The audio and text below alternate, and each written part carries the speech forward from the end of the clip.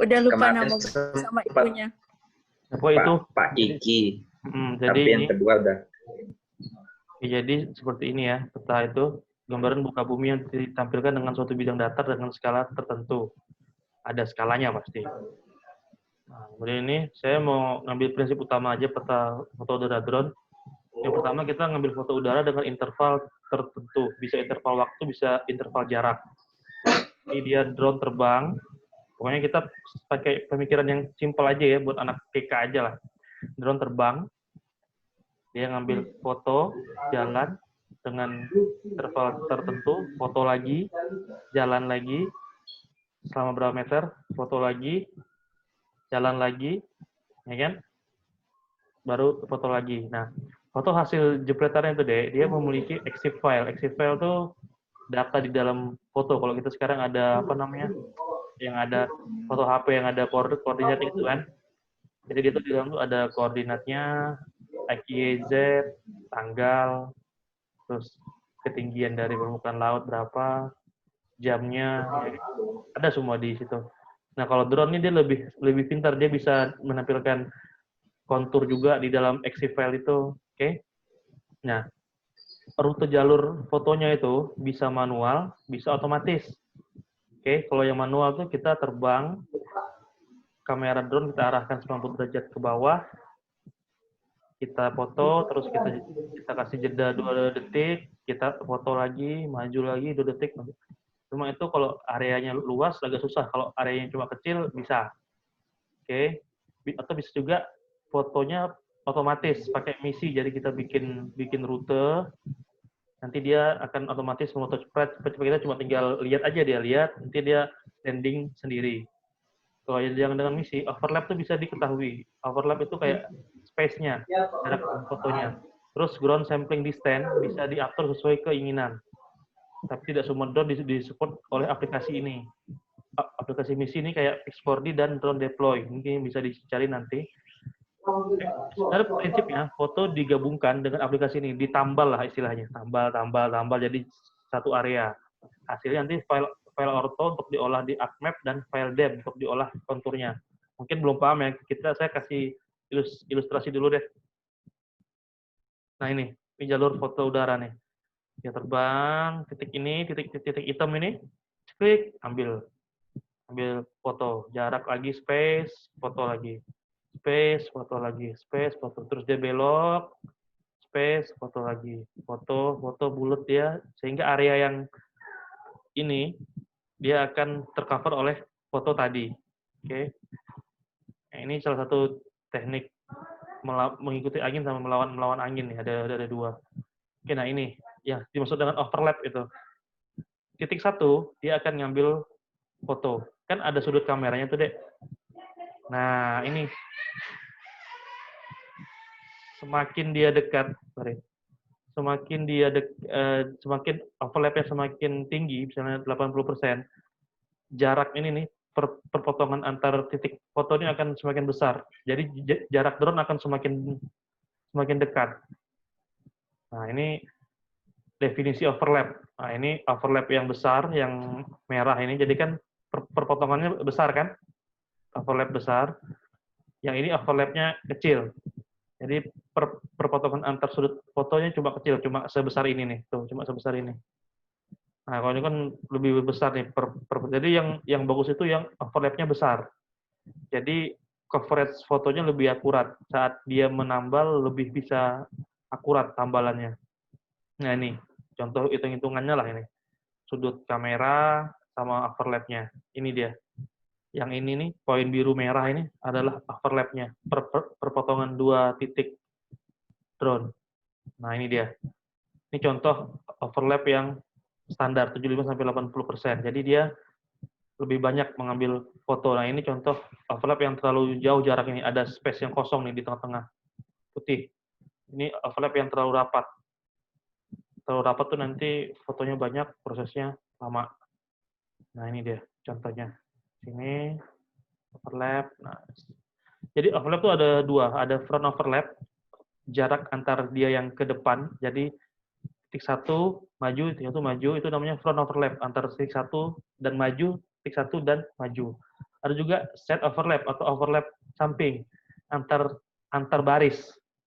Oke, antar baris ini dia semakin besar, dia semakin rapat jaraknya. Jadi kalau dia bilang overlap 75 dan overlap 90 itu semakin rapat ya. Jadi kualitas peta juga semakin bagus. Nah, ini dia, ini ground sampling distance itu akurasi kan, kalau drone kan pakai pixel ya. Semakin rendah foto drone kita, akurasinya semakin bagus. Tapi area yang di coverage semakin kecil. Semakin tinggi drone kita terbang, GSD-nya, ground sampling distance-nya ini, semakin besar. Dia bisa semakin pecah, tapi luasan yang didapat semakin tinggi. Nah, itu GSD ntar bisa diatur saat kita mengoperasikan drone. Nah, ini contoh foto udara yang saya buat, yang basic. Ini rumah potong hewan, sapi, ada fasilitas IPAL-nya juga. Nah, ini peta konturnya. Saya pengen nanti kawan-kawan bisa bikin ini, minimal bikinnya inilah, foto udara sama foto udara, yang ada penjelasan tentang posisi-posisinya, dan foto kontur ini. Tujuannya apa? Kalau teman-teman nanti skripsi, perencanaan, bikin IPAL, nanti kita bisa tahu nih arah aliran air IPAL-nya kemana, layak nggak dia dibikin IPAL di situ dengan konturnya seperti itu. Jadi itu kaitannya dengan di teknik lingkungan ya. Oke, seperti itu yang mau saya sampaikan hari ini. Jadi buat pemanasan aja bahwa yang akan kalian capai itu seperti itu. Jadi minta tolong diseriusin. Nah, seperti itu. Jadi saya akan coba praktekin satu. Jadi ini buat pemanasan aja ya, Labib ya. Nah, jadi saya akan coba praktekin satu. Stepnya tuh sebenarnya gampang. Pertama kita ambil foto udara pakai drone. Anggap kita udah ada fotonya ya. Kita buka aplikasi namanya Faston Photo Resizer. Saya share screen dulu.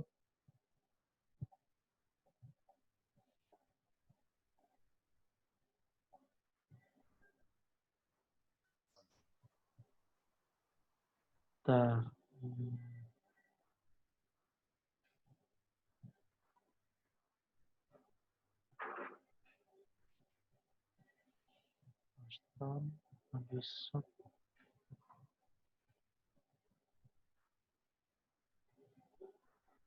Sudah kelihatan belum sih?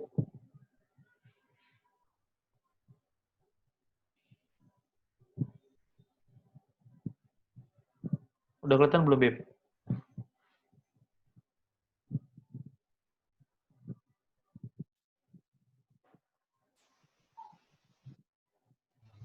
Udah kelihatan belum ya? Belum ya?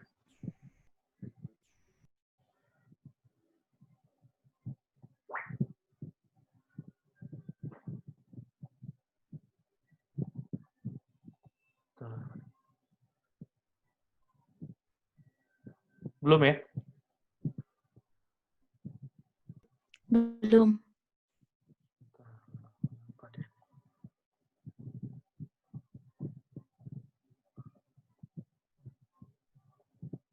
Kalau ini udah belum?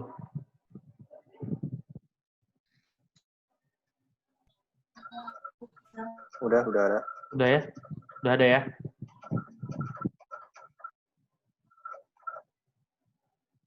Udah, Bib? Udah ada? Sudah. Oke, ini saya buka pertama Faston Photo Resizer. Tujuannya untuk meresize foto udara kita. Karena kita cuma pakai komputer yang RAM-nya 4 GB, jadi kita harus di-resize dulu supaya dia bisa diproses. Kalau nggak ntar bakalan berjam-jam, bisa 6 jam, 7 jam. Kok ini kita bisa dalam hitungan menit aja. Oke, ini ada tampilan seperti ini. Kita pilih yang ini nih, kita pilih yang ini, select source folder ini, klik. Oke, kita cari letak foto udara kita di mana. Saya ambil nih foto komplek Alea. Saya open nih, ada sekian banyak foto. Ini cuma dikit nih, cuma berapa 20-an, 22. Karena buat latihan. Kalau yang sebenarnya bisa mungkin puluhan atau bahkan ratusan. Saya klik Add All. Nah, dia akan pindah ke sebelah kanan. Fotonya ini, tuh, sebelah kanan. Terus saya pilih Setting. Oke. Terus saya klik Browse, tujuan save-nya di mana. Saya pilih misalnya di D ya, di D. Second folder, latihan. Ya, ASL. Ini udah ada, kita tersave-nya bakalan di D sini. Dan saya pilih Advanced Option. Saya pilih, saya aktifin ini, Resize in percentage 25%. Jadi kita akan meresize-nya 25%. Kita oke-kan, kita convert. Kelihatan kan ya, Bib ya? Iya, Bang. Kelihatan. Ya, Bang, kelihatan. Ini dia lagi proses, dia akan bayangkan dari 5 mega jadi 400 kilobyte. Dari 4 mega jadi 370. Karena nih udah selesai 100%, kita down. Tugasnya si Faston Photo Resager ini udah selesai. Kita bisa close dulu. Kemudian sekarang kita buka aplikasi Agisoft Metasave. Nah, ini dia. Kelihatan nggak? Kelihatan, Bang. Kelihatan. Ini Agisoft Metasave, ini aplikasinya seperti ini. Ini ada namanya workspace di sebelah kiri ini, di bawahnya ada chunk. Chunk itu untuk satu kelompok foto udara. Oke, saya klik, terus saya klik kanan, saya klik add foto ya, add foto. Seperti biasa kita cari di mana foto kita, saya tadi pilih di D, latihan alia KSL. Nah ini, saya Ctrl A, open. Ya ini akan sudah ada 22 kamera di sini, sudah ada 22 foto. Kalau begitu sudah ada, kita klik kanan saja, kita proses. Ini pilih align foto. Akurasinya dibuat medium saja, generic preselection-nya di checklist, reference preselection-nya di checklist. Nah ini saya ubah jadi 400.000, cuma kalau standarnya itu nanti disesuaikan saat install, dibiarkan default saja ya. Saya nggak apa-apa 100.000 apa 90.000 ini kalau yang default. Saya oke-kan, dia akan proses. Ini dia sedang merangkai foto-foto nih, jadi di titik-titik koordinat.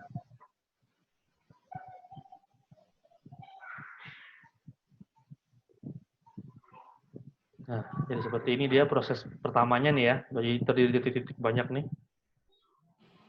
Terus langkah kedua kita klik lagi di chunk tadi, klik kanan, proses, kita cari build dense cloud. Kita klik, kita biarkan saja, oke.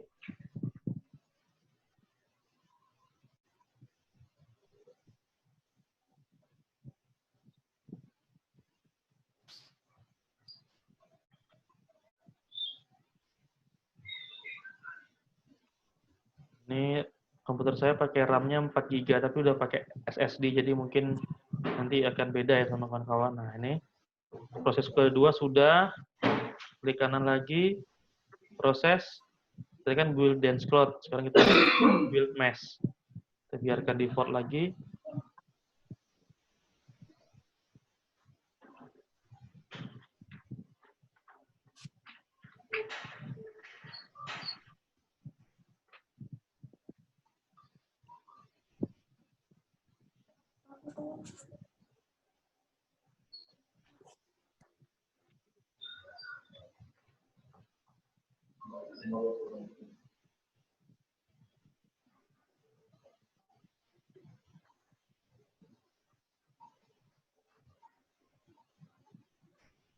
Nah, sini sudah mulai ada triangulasinya nih, lokasinya. Ada gambaran kasarnya. Kita proses lagi, klik kanan. Kita ke build texture, kan tadi build mesh, sekarang build texture. Kita biarkan saja, default, kita oke-kan.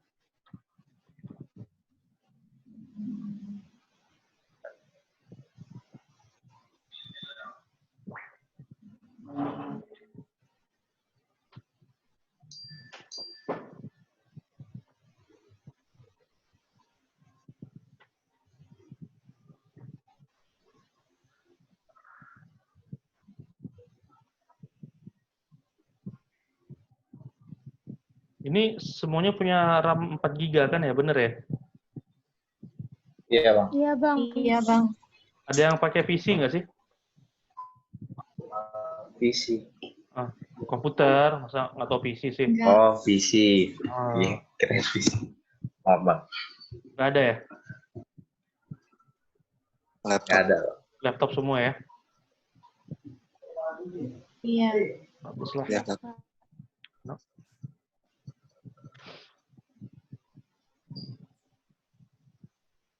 Ini berarti sini yang paling muda nih Adisa berarti ya? Adisa, Salwa, Rena. Nah, ini ya, sudah kelihatan ya bentuk peta kita nih kayak gini nih. Tuh. Tuh, sudah kan? Tapi ini belum selesai nih. Belum selesai. Jadi kita proses lagi, klik kanan di chunk-nya, proses. Sekarang kita build tiled model. Kita biarkan default, oke. Nah, ini dia apa? Dia bilang dia nggak mau kan, please save project in PSX format before processing. Kita diminta save nih sama dia nih. Tadi latihan Alia KSL, kita pilih save Alia _ KSL. Kita save di folder tadi biar nggak pecah-pecah. Kita oke kan. Baru kita klik kanan, proses, build tiled model. Pilih saja oke. Di sini ada yang pernah ikut proyek dosen nggak sih? Belum. Nanti kalau udah bisa bikin peta pakai drone, saya kasih info di mana yang bisa nyewain drone di Jogja ya. Jadi Iya. next Ya, time Bang. kalau kalian ada job mau bikin peta foto udara, kalian cukup sewa drone aja. Sewa drone tuh paling sekali terbang itu dapat 4 hektar, 10 menitan, 15 menit itu sekitar 500.000. Nah, teman-teman, biasanya itu bikin peta kalau di luar Jawa, mereka minta 3-10 atau 5-10 hektar itu 3,5 juta sampai 5 juta loh. Tapi tiap orang beda-beda, tapi sekitar gitu loh. Nah, ini sudah seperti ini. Terus klik kanan lagi, proses, build dam. Nah, dam ini adalah digital elevation model. Jadi, dia memodelkan elevasi dari foto udara ini secara digital. Cuma dam ini masih menganggap atap-atap rumah, pohon itu sebagai ketinggian. Jadi nanti dam harus diubah jadi DTM, Digital Terrain Model itu nanti di materi selanjutnya. Sekarang kita build dam dulu ya. Kita build dam dulu, kita biarkan default, kita oke kan. Cepat ya. Next time. Next kita proses, kita klik build ortho mosaic. Nah, ini yang kunci sebenarnya di ortho mosaic ini yang akan kita olah di Google Earth sama ArcMap. Kita oke kan default.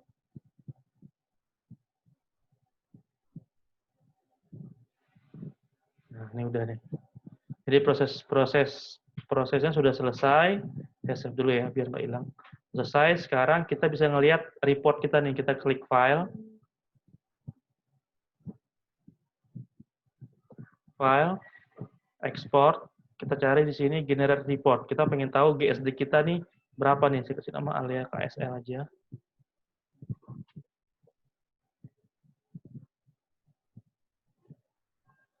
Saya kasih nama report _ Alia KSL.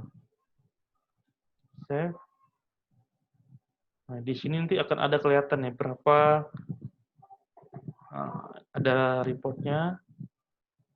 Nah, ini jumlah image-nya 22, ketinggiannya 81,7 meter, GSD-nya 16,8 cm per pixel. Ini sudah cukup lumayan tinggi lah untuk peta-peta yang komersil nih. Nah, ini proyeksinya seperti ini. Kita bisa ngelihat juga error-nya berapa meter nih, kita bisa lihat. Nah, ini jumlah ini titik-titik kameranya nih, yang tadi kita lihat itu. Kamera di sini ceklek, di sini ceklek, di sini ceklek. Saya ini pakai metode misi, cuma mungkin kan anginnya kuat jadi agak space-nya agak lumayan jauh. Ini ceklek. Nah, ini dengan overlap-nya 80%. Jadi bisa tahu overlap tuh nanti saat kita mau terbang baru tahu. Nah, ini dia errornya.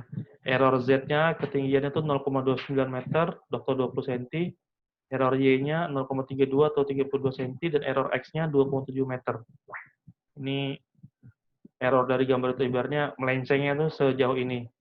Ini kita nggak ada pakai apa GCP, ground control point. Kalau pakai GCP mungkin bisa di bawah 1, 0, berapa itu bisa sampai mili malahan. Karena buat belajar kita pakai ini dulu ya. Nah, ini dam-nya seperti ini, ketinggiannya mulai dari 37 sampai 49 meter. Dia punya dam-nya berdasarkan dari foto udara ini. Parameter lain juga ada. Oke, ini reportnya. Kemudian kita akan ekspor lagi, Dede. Jadi, orthomosaic ini kita ekspor JPEG TIFF PNG. Kita ekspor. Status ortho Alea SL. Kita save. Nanti akan dibuka di ArcMap ya. Kita ekspor lagi orthomosaicnya ke Google KMZ. Ini buat ngelihat di Google Earth. Kita ekspor. Kita kasih nama KMZ Alea KSL.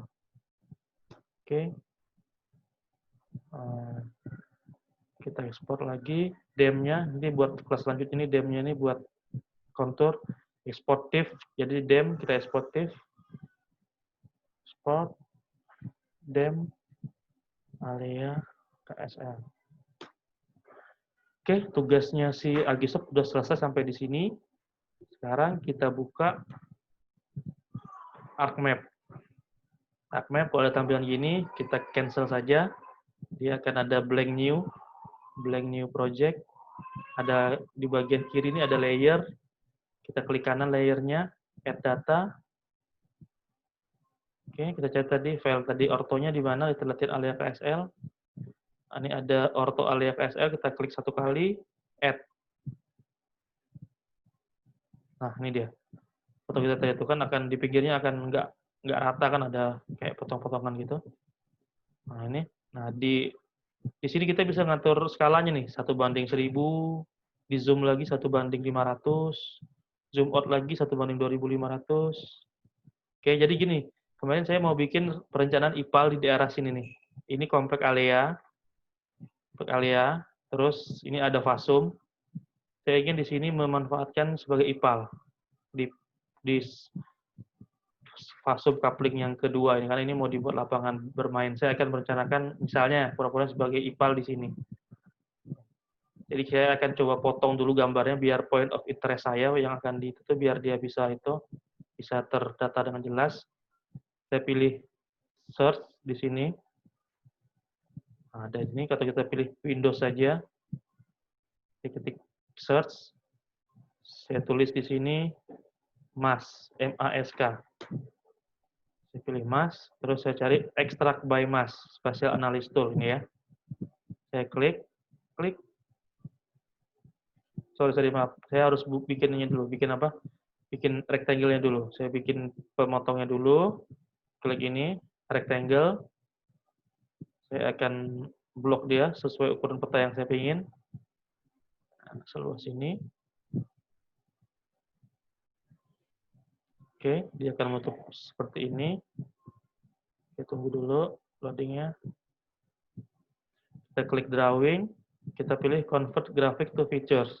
Jadi supaya kotak kita ini bisa berisikan informasi spasial, kayak misalnya ada koordinatnya, ada luasannya. Kita klik ini. Nah, kita centang ini automatically delete grafik. Kita biarkan saja yang lainnya, jadi ini berubah poligon. Kita oke-kan. Do you want to add? Yes. Oke, sudah. Ini sudah jadi features. Ini di warnanya ini kita klik saja satu kali, dia akan muncul. Kita pilih hollow, garisnya warna hitam. Oke. Nah, jadi ini area yang akan kita jadikan pemotong atau cutternya nih. Baru kita klik search mask tadi itu, baru extract by mask. Kita cari, dia meminta input raster, gambar kita itu, ortonya.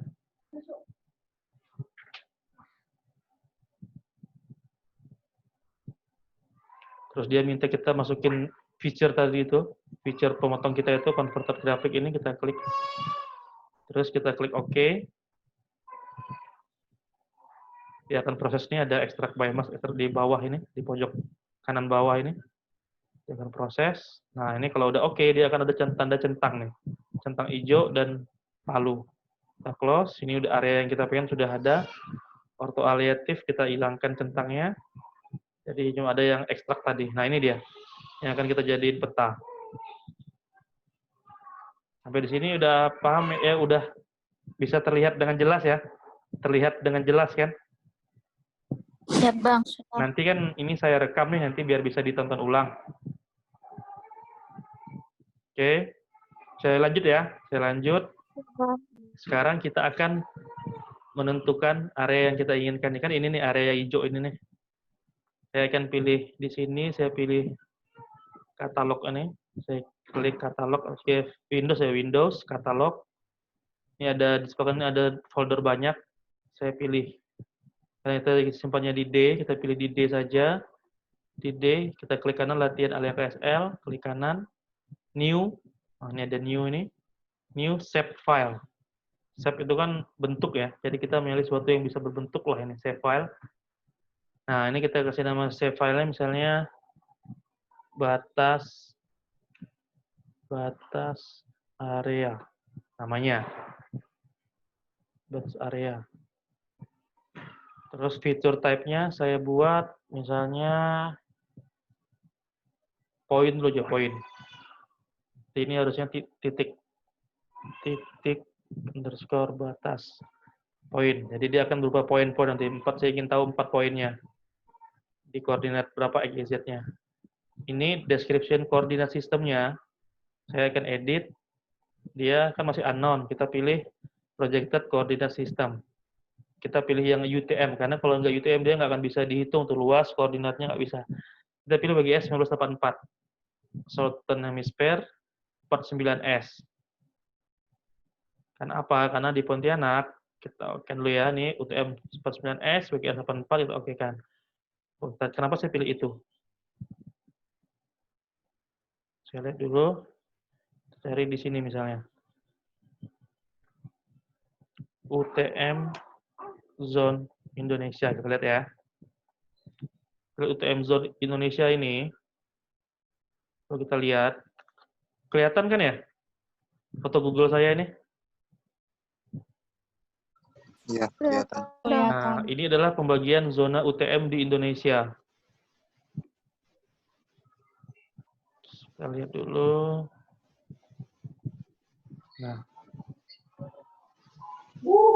Nah. Pontianak itu kan dia terbagi dua zona UTM dia, karena dia berarti garis ketua ya. Yang sisi utara UTM itu dia 49N. Jadi ada 46, 47, 48, 49, 50 sampai 54 di ujung Papua. Yang di atas garis khatulistiwa dia N atau North, utara. Di bawah garis khatulistiwa dia S atau South, utara. Selatan. Nah, dia ada di atas. Jadi dia 49N bisa, 49S bisa. Titik ini dia masuknya di 49S. Karena dia di bawah garis khatulistiwa. Di point of interest kita tadi itu. Kemungkinan kalau dia di Sambas atau di Singkawang, dia akan 49N. Seperti itu. 49S sudah mungkin segitu pemahaman tentang UTM-nya. Nah, ini ada titik batas yang tadi kita udah save file tadi itu. Kita add save file, kita klik kanan. Kita cari edit features. Nih, start editing. Nah, dia akan muncul nih, editor nih. Kayak gini. Editor, terus kita klik di sini, ini di sebelah kanan ada titik batas, kita klik 1 kali, baru kita arahkan mouse-nya ke layar. Nah, dia akan berbayang-bayang, tuh berarti udah siap menentukan titik. Kita lebih detail lagi, biar kita zoom. Nah, jadi ini, anggap ya batas tanahnya ini. 1.1, titik 2, titik 3, titik 4. Nah, ini dia. Oke, kita klik editor. Stop editing, do you want to save? Yes. Jangan nggak di-save ya, kalau nggak di-save, ntar hilang. Hasil editingnya udah kita hitungkan, udah kita cek. Editornya udah kelar, kita klik ini, open attribute table. Nah, ini kita bisa ngelihat, kita add field, untuk mengetahui info di dalamnya, bisa kita bilang koordinat X. Kita ingin tahu koordinat Y-nya nih dari titik tadi. Tipenya double, kita oke-kan. Kita add lagi. Kita ini di pojok kiri atas nih, kita add field. Namanya koordinat Y. Kita klik double. Tipenya double, kita oke-kan. Nah, dia ada koordinat X dan koordinat Y.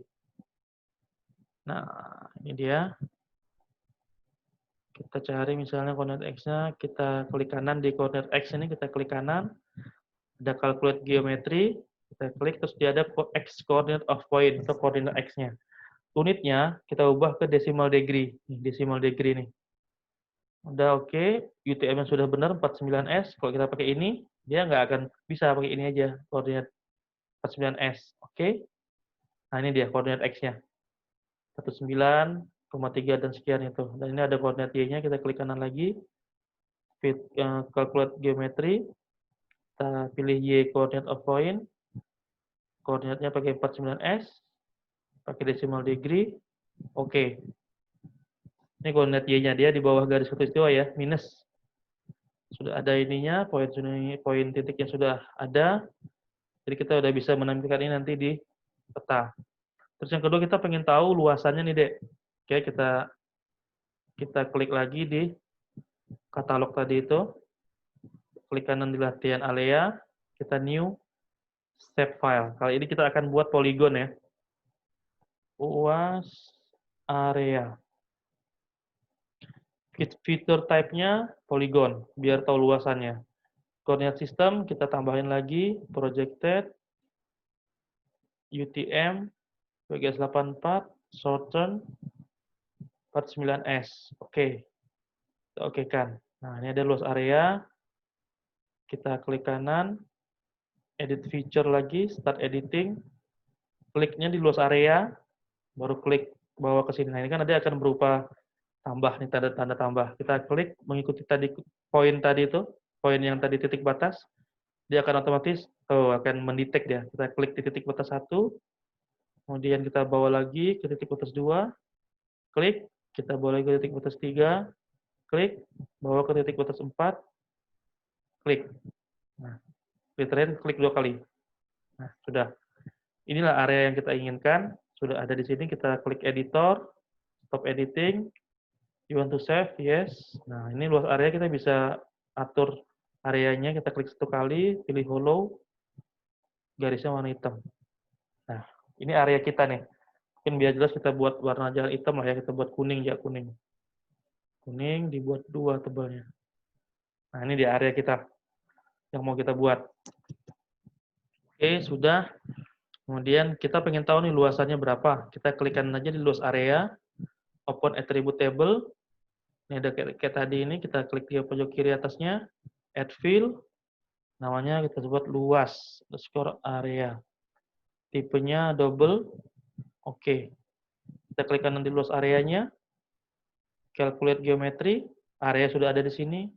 Satuannya mau pakai hektar boleh, square meter boleh, karena cuma kecil saya pakai meter persegi aja ya, square meter. Kalau luas saya pakai hektar, saya pakai square meter, zonanya udah benar 49S, kita oke-kan. Nah, ini dia. 179 meter persegi, 109,84 luas area ini yang kita udah blok itu. Oke, ini kita udah dapat 2 info nih, Dek. Koordinat sama luas area. Nah, nanti bisa kita kembangkan. Jadi ini buat pemanasan aja bahwa kita udah dapat nih area kita. Sekarang kita bikin yang terakhir nih, kita bikin petanya. Tadi kan kita udah main di nih data view nih yang di sebelah kiri, kan dia ada 1, 2 view, data view sama layout view. Sekarang kita mau layout nih, kita masuk ke layout view. Coba kita file dulu, page and print setup, pilih ini, map page size ini kita hilangin centangnya. Saya lebih suka pakai A3, pilih di landscape, sesuai selera aja sih, cuma saya lebih suka pakai landscape. Kita oke-kan. Nah, terus kita masuk ke layout view. Nah, udah masuk ke sini nih dia nih. Layout view-nya. Kita klik 1 kali di luar, kita tentukan supaya dia seluas mana. Nah, seluas ini saya pengennya dia. Terus ini kan ada skalanya nih di dalam nih. 1:1480. Coba kita kecilin, kita besarin fotonya dengan mengecilkan skalanya. Kita buat separuhnya, 700 coba. 700 seperti ini, kita full extend dulu. 700, coba buat ke 500. Nah, seperti ini dia. Hampir, itu saya lebih suka, sebenarnya ada banyak cara, cuma saya lebih suka mengedit.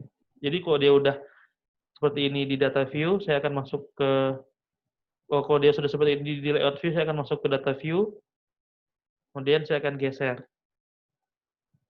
Jadi di sini juga dia akan bergeser, tuh kan dia akan geser ke bawah, kurang ke kanan ya. Saya akan geser ke kanan dikit. Ini cuma cara cepatnya aja biar nggak PTT lagi. Nah ini kurang kanan dikit lagi. Oke. Nah ini sudah full dia. Point of interest kita tetap dapat ya di sini ya. Seperti ini. Nah, kecanggihannya UpMap kan dia bisa ngasih data info koordinat ke setiap bahannya nih, Dek. Jadi kita bisa kasih nih dia nih koordinat nih. Foto udara ini kita bisa klik kanan, terus kita klik properties, kita cari grid. Nah, ini kan masih kosong, kita klik new grid. Next, kita next saja. Nah, ini degree minute second ini sesuai dengan luasan area. Saya lupa satu detik itu berapa meter. Kalau nggak salah itu sekitar 30 atau 50 meter itu untuk 1 detik. Jadi kalau misalnya area kita cuma ratusan meter atau 1 hektar, kita pakai 2 detik aja juga oke lah. 2 detik. Jadi 0 derajat, 0 menit, dan 2 detik. Kita next-kan lagi. Kita next-kan lagi. Finish. Nah, kita klik di propertiesnya buat ya style aja lah, misalnya dia di kiri kanan, warna garisnya apa. Gimana, Bib? Ini buat pemanasan ya, Bib ya?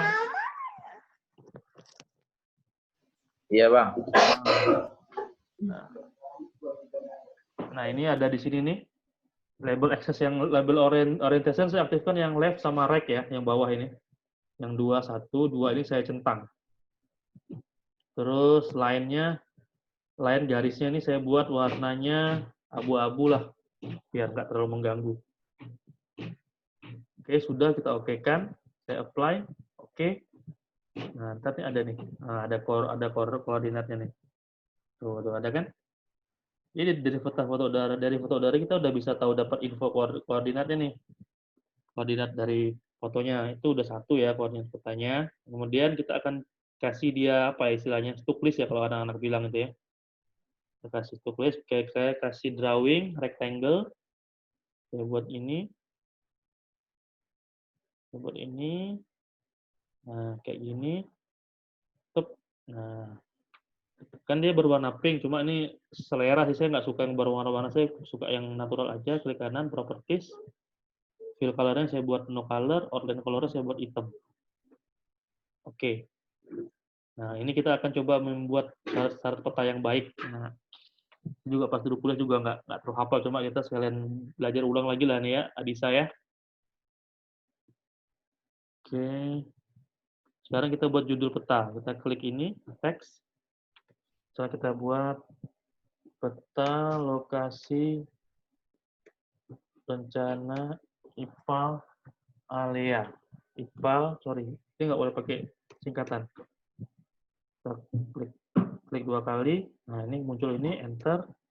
Instalasi pengolahan air limbah kompleks area indah 1 Kota Pontianak Kalimantan Barat.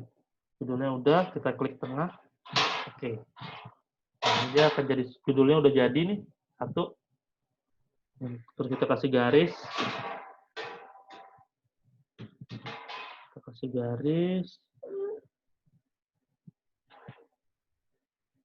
Oke. Garis. Berikutnya kita kasih insert skala ya. Skala. Saya kasih skala. Kenapa? Skala. Kita kasih skala. Scale bar. scale bar. Sebentar, anak saya mau ikutan juga video kan. Oke, scale bar sudah ada. Saya lebih suka yang bawah nih, alternating scale bar 1. Kita klik properties dulu, terus carinya di meter. Saya lebih suka di atasnya, above center. Jangan, ada omnya tuh. Tuh, above center. Nanti tertulis di label itu meter, tidak pakai S. Gap-nya saya pilih 1 saja, 1 poin. Saya oke-kan. Oke. Nah, ini dia. Skalanya otomatis akan terbuat di sini ya. Bisa terdengar kan ya? Bisa, Ya, Bang. Soalnya Bisa, anaknya Bang. ini mau manjat-manjat lagi dia nih. Nah, ini skalanya seperti ini. Sudah otomatis ya, kalau udah pakai kayak gini nih ya. Terus, ini kan skala garis nih. Skala garis kan keuntungannya kamu ngeprint ukuran A3, A4, dia akan stretching-nya akan sama. Kita kasih skala teks ya. Klik insert, scale text. Nah, ini ada banyak pilihan scale text ini. Ada banyak pilihan scale text. Saya lebih pilih yang ini, yang paling atas ini, absolute. Saya pilih properties, satuannya sudah benar ini, format. Nah.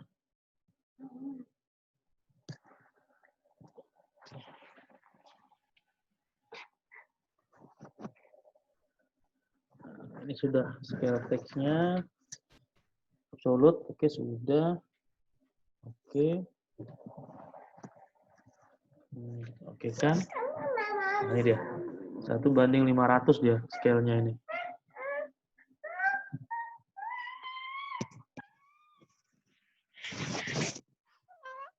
Iya, sebentar ya.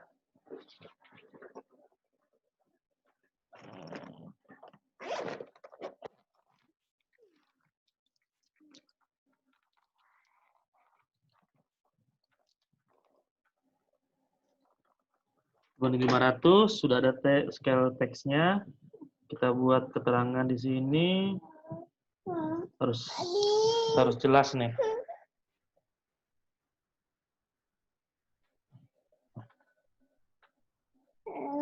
Sorry ya, sebentar ya, harus jelas nih, ada teksnya. Pada kertas ukuran A3. Jadi pembaca juga tahu nih, skala 1:500 pada kertas ukuran A3. Berikutnya, kita kasih garis nih lagi buat batasannya.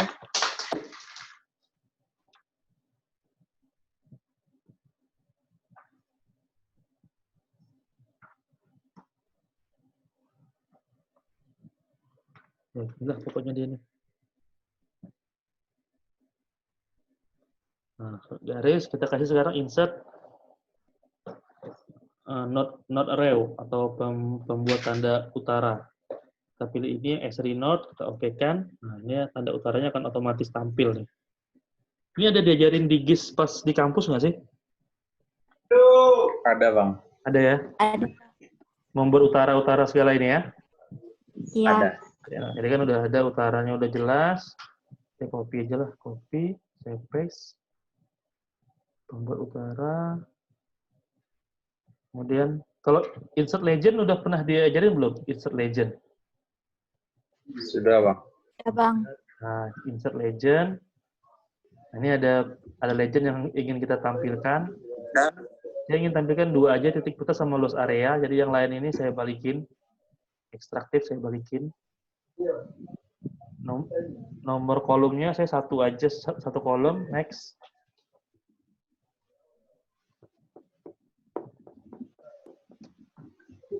Nah, dia lagi prosesnya. Ya, next lagi. Next. Finish. Nah, dia akan ada titik legend di sini. Karena saya masih tulisnya masih underscore, kita bisa edit di sini, klik kanan di layernya, properties. Kita hilangkan titik batasnya, titik batas. Nah, satu lagi luas area, luas underscore area. Oke. Nah, jadi ada legendnya nih dia. Oke. Lagi. paste. Setelah legend, kita kasih keterangan petanya nih, diambilnya kapan, pakai koordinat apa.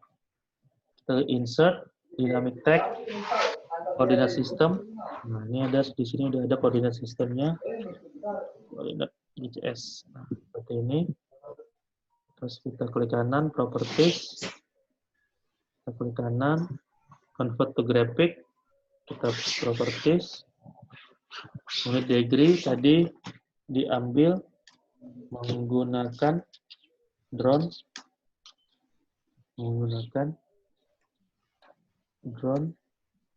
DJI Phantom 4. Jumlah foto 22. Ketinggian tadi 81 ya. Meter. Terus GSD 16,8 cm per pixel. Nah, diambil tanpa menggunakan ground control. Jadi ini informasi tentang foto udara kita. Jadi yang baca juga tahu nih apa-apa aja nih. Dia itunya, oh ya ini overlap 80%. Oke, udah oke, kan? Nah, ini bagian dari info petanya. Kita buat lagi, Ctrl copy, Ctrl paste. Nah, ini kita buat insert nih, insert. Insert ini pakai aplikasi namanya SAS Planet, cuma ini saya sudah ambil satu file ECW-nya untuk SAS Planet. Caranya kita klik kanan, kita klik insert, data frame. Nah, ini ada data frame baru dia di sini. Kita klik kanan, add data. Kita cari nih, di mana ada file ECW yang udah saya save sebelumnya. Nanti saya ajarin lah cara bikin ECW-nya kayak gimana. Saya simpan di desktop kemarin. Saya cari di insert Pontianak ECW, saya klik satu kali, saya add. Nah, ini dia file insert Pontianak yang udah saya save. Nah, kita akan nunjukin nih peta kita yang gede ini, ya kan? Peta kita yang gede ini, dia adanya di mana nih?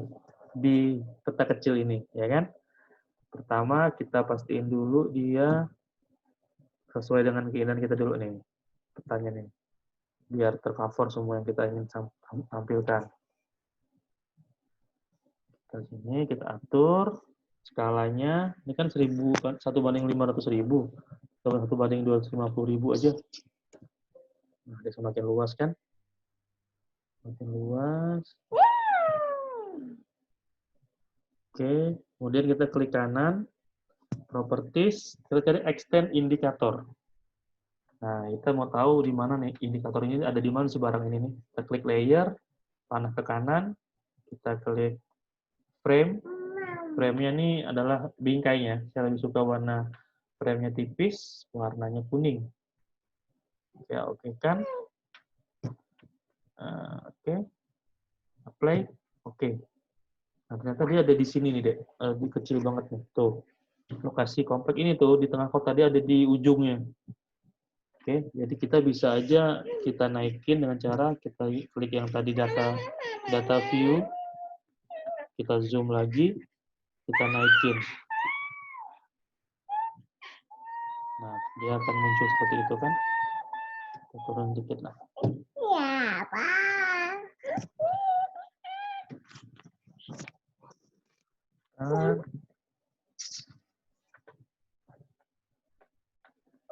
Nah, jadi seperti ini.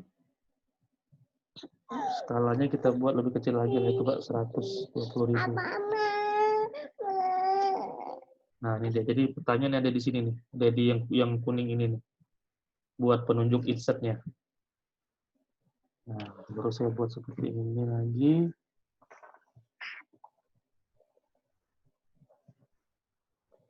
Saya buat insert peta. Oke. Peta. Nah, sudah jadi nih peta kita nih. Sudah jadi peta kita. Saya save. Bibi. Iya. Peta Bukit Alia. KSL. Save. Nah, ini sudah jadi. Sekarang kita ekspor. Oh, dia kegeser tiket ininya. Nah, jadi sekarang kita ekspor petanya ini. Petanya ke file export map. Kita ubah ke JPEG. Resolusinya buat 200 aja ya, yang default. Pilih di D. Petanya PSL. Nah, ini dia. Sudah oke. Saya ekspor lagi ke PDF. Save. Oke, peta kita udah jadi nih. Tuh, kita lihat ya. Coba di D.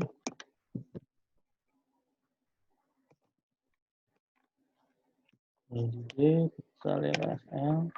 Nah, ini dia. Kita lihat KSL-nya. Ini JPEG-nya sudah, nah, seperti ini deh, foto hasilnya. Nah, sebenarnya kita bisa tambah informasi lain, coba nanti kita akan di kelas. Ini cuma buat pemanasan aja ya. Nah, ini yang, tentunya ini yang PDF-nya nih. Oh.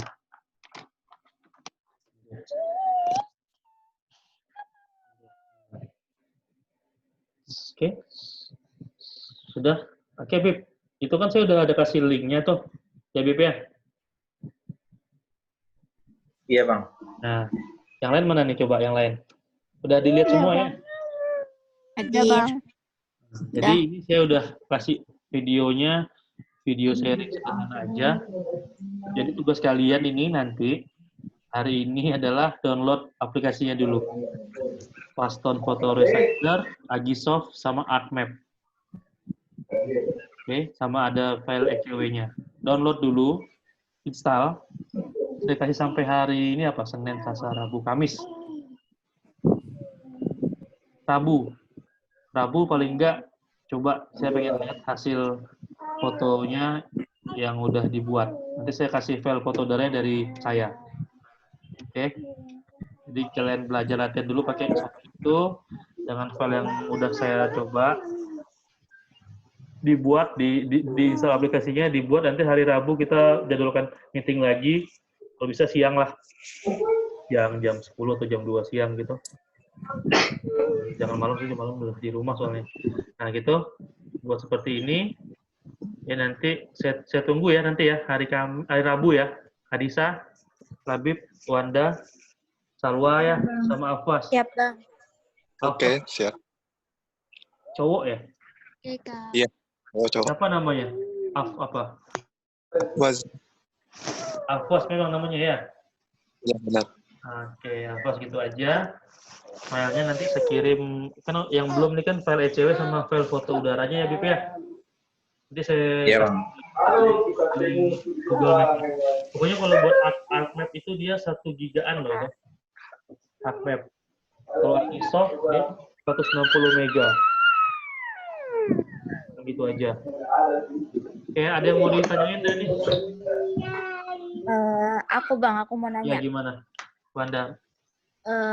Kan tadi sempat pakai yang aplikasi ArtMap kan, berarti hampir mirip kayak pembuatannya tuh miripnya kayak Arcis kan. Iya. Mau tanya Bang, itu bedanya gimana? Maksudnya? Soalnya kalau yang kayak kemarin yang pelatihan kan kayak peta yang dari Google Earth itu kan. Kalau yang ini kan dari drone. Ya. Pengen tahu aja bedanya, ada bedanya nggak sih atau kalian ada sama aja gitu? dapat pelatihan pakai peta Google Earth ya? Iya. Jadi dimasukin ke ArtMap. Iya. Bedanya cuma satunya sih, resolusinya lebih tajam yang ini kan? Iya kan?